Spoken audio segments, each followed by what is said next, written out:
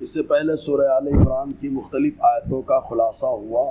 خاص طور سے اللہ تبارک و تعالیٰ نے ارشاد فرمایا کہ دنیاوی زندگی میں جو چیزیں ہیں جن کی محبت انسان کو سنوار دی گئی، ان سے بہتر متقی اور پرہیزگاروں کے لیے جنتی چیزیں ہیں اور پاکیزہ بیویاں اور اللہ تعالیٰ کی طرف سے خوشنودی ہے۔ اور اللہ تبارک و تعالیٰ اپنے بندوں کو دیکھنے والا ہے۔ کون سے بندے ہیں؟ تو اللہ تبارک و تعالیٰ نے ان بندوں کی 6 صفتوں کو یہاں پر ذکر فرمایا۔ پہلی صفت یہ ہے کہ وہ بندے اللہ تبارک و تعالیٰ کی بارگاہ میں عرض کرتے ہیں، پروردگار عالم ہم تیری ذات پر ایمان لائے، لہٰذا ایمان کا وسیلہ پیش کرتے ہیں، مولا جتنے بھی ہم سے گناہ ہوئے سارے گناہوں کو معاف فرما، اور اے پروردگار عالم جہنم کے عذاب سے ہم کو حفظ و امان عطا فرما۔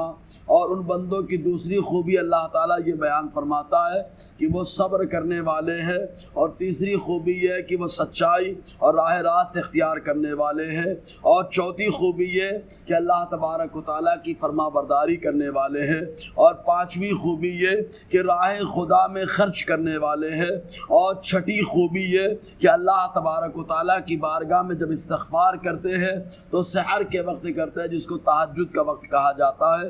تو اللہ تبارک و تعالیٰ نے اپنے ان بندوں کی خوبیوں کا ذکر فرمایا۔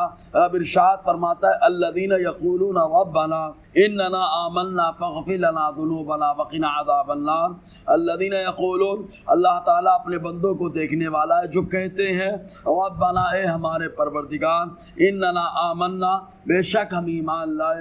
ایمان یعنی اللہ تبارک و تعالیٰ کی ذات پر ایمان لائے، اس کے فرشتوں پر ایمان لائے، اس کی کتابوں پر، اس کے پیغمبروں پر، قیامت کے دن پر اور مرنے کے بعد دوبارہ زندہ ہونا حق ہے، اس پر ایمان لائے۔ فاغفر لنا ذنوبنا، تو اے اللہ ہمارے لیے ہمارے گناہوں کو معاف فرما دے۔ چنانچہ حضور صلی اللہ علیہ وسلم اپنی امت کو تعلیم دیتے ہوئے آقا علیہ السلام روزانہ 70 مرتبہ اور کچھ روایتوں میں آئے 100 مرتبہ استغفار کیا کرتے تھے، اور آقا علیہ السلام صحابہ کو استغفار کرنے کا حکم بھی دیتے۔ حضرت علی کرم اللہ تعالی وجہ الکریم ارشاد فرماتے اگر کسی انسان کے اندر بے چینی کا معاملہ آ جائے، گھبراہٹ ہو جائے اور اس آدمی کو سکون نہ مل رہا ہو تو وہ آدمی استغفار کرے، اس لیے کہ جب گناہوں کی کثرت ہوتی ہے تو گھبراہٹ اور الجھن اور بے چینی زیادہ ہوتی ہے، آدمی کو سکون کم ملتا ہے۔ تب ایسے وقت میں بندہ استغفار کرے، اللہ تبارک و تعالیٰ اسے چین اور سکون عطا فرمائے گا۔ فاغفر لنا ذنوبنا، تو اے اللہ ہمارے لیے ہمارے گناہوں کو معاف فرما، وقنا عذاب النار، اور ہم آئے اللہ ہمیں جہنم کے عذاب سے حفظ و امان عطا فرما۔ الصابرین، جو صبر کرنے والے ہیں۔ اب صبر کی جو تینوں قسمیں ہوتی ہیں ان تینوں قسموں پہ عمل کرنا، یعنی صبر کا معنی ہوتا ہے رکنا، اور اس کی ایک صورت یہ بنتی ہے گناہوں سے رکنا، اور دوسری صورت یہ ہے کہ نیکیوں پر رکنا، اور تیسری صورت یہ ہے کہ آدمی کو اللہ نے جس نعمت کو دی ہے جو اس نعمت پر بندہ جمع رہے، یعنی اللہ تعالیٰ کی طرف سے صبر بندے کے لیے یہ ہے کہ بندہ گناہوں سے بچے اور اس کے ساتھ ساتھ بندہ نیکیوں پر جمع رہے، اور اللہ تبارک و تعالیٰ نے جن آزمائش میں ڈالا ان آزمائش پر جمع رہے۔ یہ تینوں صورتیں صبر کی ہوتی ہے۔ الصابرین، جو صبر کرنے والے ہیں، والصادقین، اور سچ بولنے والے ہیں۔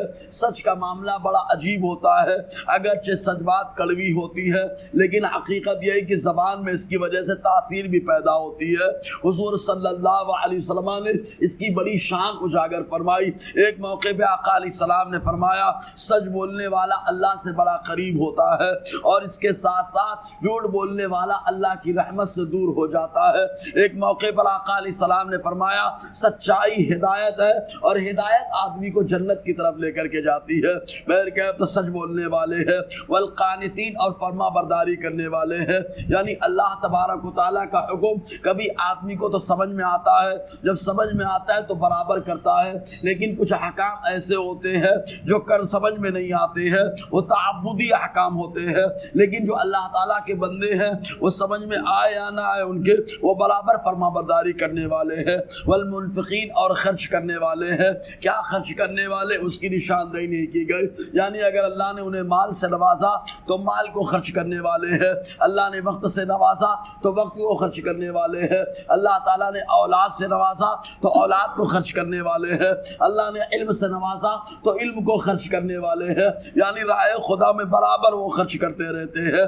والمستغفرین بالاسحار، اور سحر کے وقت بخشش چاہنے والے ہیں۔ سحر کا وقت یعنی جس کو تہجد کا وقت کہا جاتا ہے، اپنے یہاں سحری کا وقت کہا جاتا ہے، تو اللہ تعالیٰ کی بارگاہ میں روزانہ رب کی طرف سے یہ ندا ہوتی ہے۔ جیسے شب برات میں ہم نے حدیث میں پڑھا کہ آقا علیہ السلام نے فرمایا مغرب کے وقت سے اللہ تعالیٰ آسمان دنیا پہ تجلی فرماتا ہے کہ ہے کوئی بخشش مانگنے والا بخش دوں، ہے کوئی روزی مانگنے والا روزی دے دوں، ہے کوئی مصیبت زدہ کہ وہ مصیبت سے چھٹکارا مانگے دے دوں۔ تو یہ شب برات میں پوری رات رہتا ہے، لیکن ہر رات میں سحر کے وقت اللہ تبارک و تعالیٰ کی رحمت کی طرف سے اعلان ہوتا ہے کوئی روزی مانگنے والا کہ اس کو روزی دے دی جائے، ہے کوئی بخشش مانگنے والا کہ اس کو بخش دیا جائے، ہے کوئی مصیبت زدہ کہ اس کو مصیبت سے چھٹکارا دے دیا جائے۔ تو سحری کے وقت دعائیں قبول ہوتی ہے۔ تو اسی تعلق سے اللہ تعالیٰ نے فرمایا والمستغفرین بالاسحار، اور سحر کے وقت جو ہے اللہ تعالیٰ کی بارگاہ میں توبہ و استغفار کرنے والے ہیں۔ انشاءاللہ اور آگے گفتگو رہے گی۔ اللہ تعالیٰ ہم سب کو فیضان قرآن برکات قرآن سے مالا